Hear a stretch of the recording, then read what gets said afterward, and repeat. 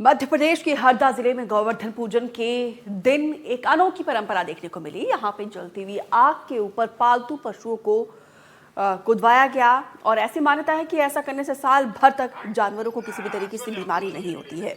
ग्रामीणों का कहना है कि ये परंपरा कई सालों से चली आ रही है। ऐसा इसीलिए करते हैं वो साल भर पूरी तरीके से स्वस्थ रहे, किसी भी बीमारी की चपेट में ना आए, क्योंकि मान्यता ये है कि आग की लपटों के ऊपर उन्हें कुदाने से बीमारी नहीं लगती है। साथ ही वो साल भर अच्छे रहते हैं, स्वस्थ रहते हैं। इस पर देखिए पूरी रिपोर्ट।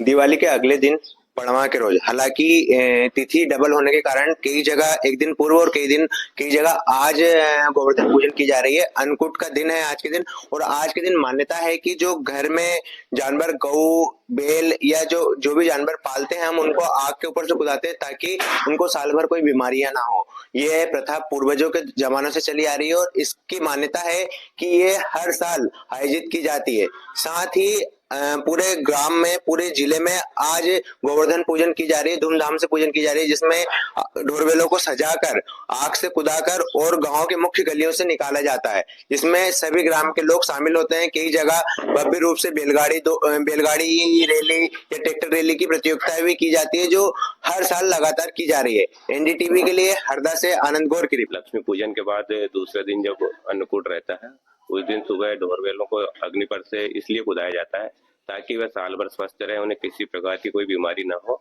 इसलिए यह परंपरा हमारे पूर्वजों के समय से चली आ रही है, जो आज भी चल रही है। गाय ढोर को इसलिए कुदाते हैं कि ये जो साल भर स्वस्थ रहते हैं, कोई भी किसी प्रकार की बीमारी नहीं आती, इसलिए ऐसी मान्यता है। बड़े बुजुर्ग कहते हैं कि जो गाय ढोर है उनको आग से इसलिए कुदाया जाता है कि जो साल भर जो जानवर है स्वस्थ रहे।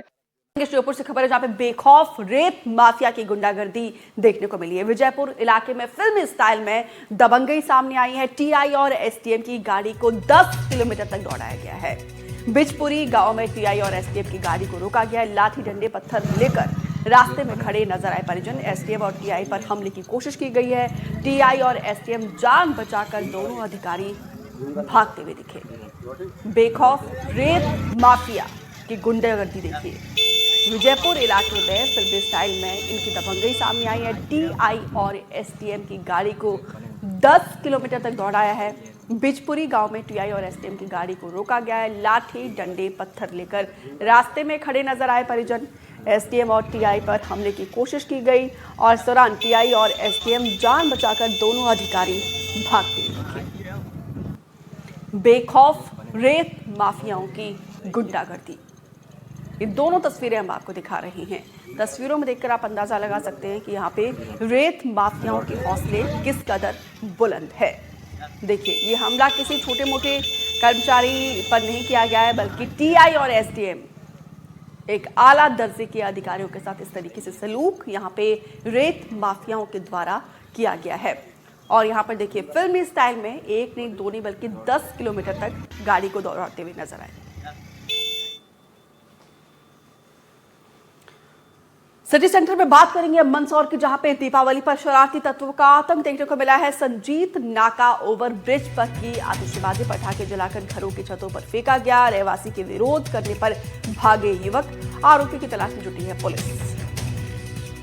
मंदसौर से ये खबर, जहां पे दीपावली पर शरारती तत्वों का आतंक देखने को मिला है। संजीत नाका ओवर ब्रिज पर आतिशबाजी की, पटाखे जलाकर घरों की छतों पर फेंका गया। रहवासी के विरोध करने पर भागे युवक, फिलहाल आरोपी की तलाश जारी है। सुबह आएंगे, सुबह ठीक है।